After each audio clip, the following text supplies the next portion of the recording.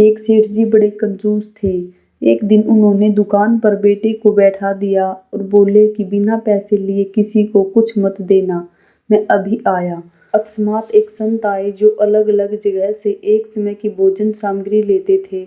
लड़के से कहा, बेटा जरा नमक दे दो। लड़के ने संत को डिब्बा खोलकर एक चम्मच नमक दिया। सेठ जी आए तो देखा कि डिब्बा खुला पड़ा है।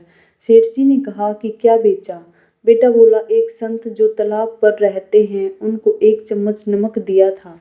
सेठ का माथा ठनका। वो बोले, अरे मूर्ख, इसमें तो जहरीला पदार्थ है। अब सेठ जी भागकर संत के पास गए। तब तक संत भोजन बनाकर भगवान का भोग लगाकर खाने की थाली लेकर बैठ चुके थे। सेठ जी दूर से ही बोले, महाराज रुकिए, आप जो नमक लाए थे वह नमक नहीं था, बल्कि जहरीला पदार्थ था। कृपा करके आप ये भोजन न करें। संत जी बोले, भाई हम तो प्रसाद लेंगे ही, क्योंकि भोग लगा दिया है, इसीलिए भोजन का भोग लगाकर भोजन नहीं छोड़ते। अगर भोग नहीं लगता तो भोजन बेशक छोड़ देते। यह कहकर संत ने भोजन को प्रसाद समझकर खाना शुरू कर दिया। सेठ जी के होश उड़ गए। वो रात भर वहीं बैठे रहे।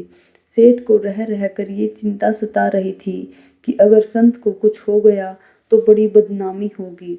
रात में अगर तबीयत बिगड़ी तो कम से कम वैद्य को दिखा देंगे।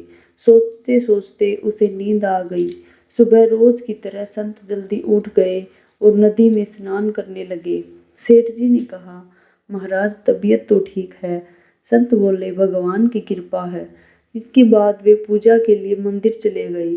जैसे ही संत ने मंदिर का द्वार खोला तो देखा कि भगवान के श्री विग्रह के 2 भाग हो गए हैं और शरीर काला पड़ गया है।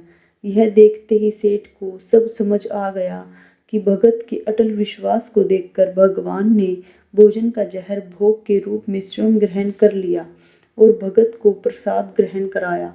इसके बाद सेठ ने तुरंत घर जाकर बेटे को दुकान सौंप दी और स्वयं संत की शरण में आकर भगवान की भक्ति करने लगा। सनातन धर्म की जय। Please channel subscribe. Radhe Radhe.